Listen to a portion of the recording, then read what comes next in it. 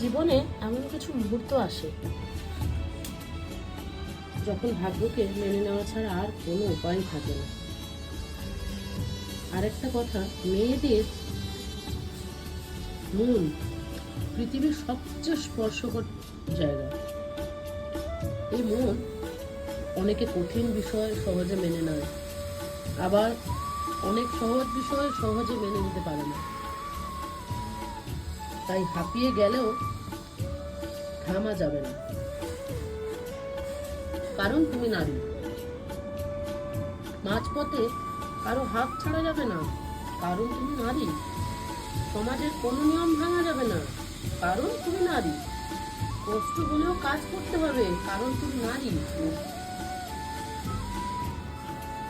নিজের ইচ্ছে বিসর্জন দিতে হবে, কারণ তুমি নারী।